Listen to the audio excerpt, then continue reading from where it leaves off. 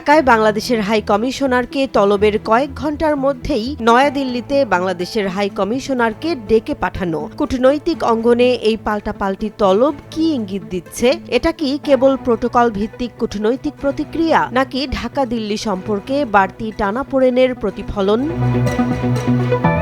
ঢাকায় ভারতের high commissioner প্রণয় ভার্মাকে তলব করে বাংলাদেশ সরকার।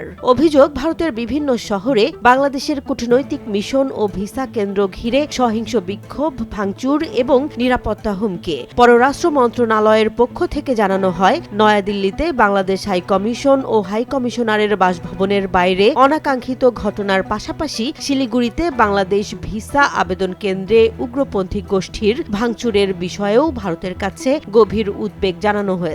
এই ঘটনাগুলোকে পরিকল্পিত সহিংসতা ও ভয়ভীতি প্রদর্শন বলে উল্লেখ করে তীব্র নিন্দা জানায় ঢাকা।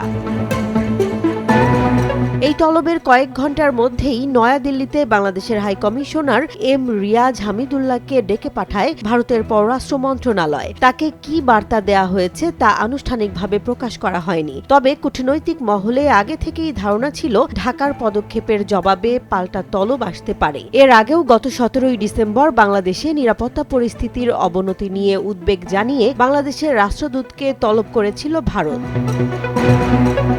এই উত্তেজনার প্রেক্ষাপটে ভারতের ত্রিপুরা রাজ্য সরকার আগরতলায় বাংলাদেশের সহকারী হাই কমিশনারের দফতরের নিরাপত্তা বাড়িয়েছে। দিল্লি, কলকাতা ও শিলিগুড়িতে বাংলাদেশের দূতাবাস, উপদূতাবাস ও ভিসা কেন্দ্রের সামনে লাগাতার বিক্ষোভ চলার পরই এই সিদ্ধান্ত নেওয়া হয়। ত্রিপুরা প্রশাসন বলছে, বাংলাদেশের বর্তমান পরিস্থিতির দিকে নজর রেখেই কূটনৈতিক স্থাপনাগুলোতে সর্বোচ্চ নিরাপত্তা নিশ্চিত করা হচ্ছে।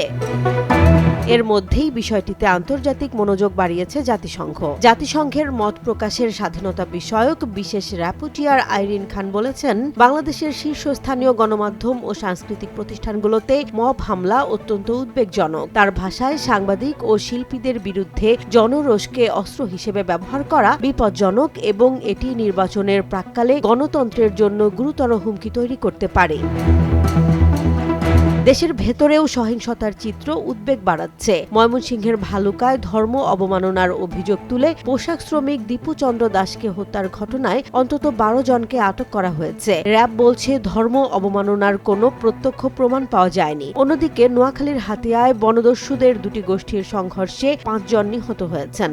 নতুন জেগে ওঠা চরের দখলকে কেন্দ্র করে এই সহিংসতা বলে জানিয়েছে পুলিশ।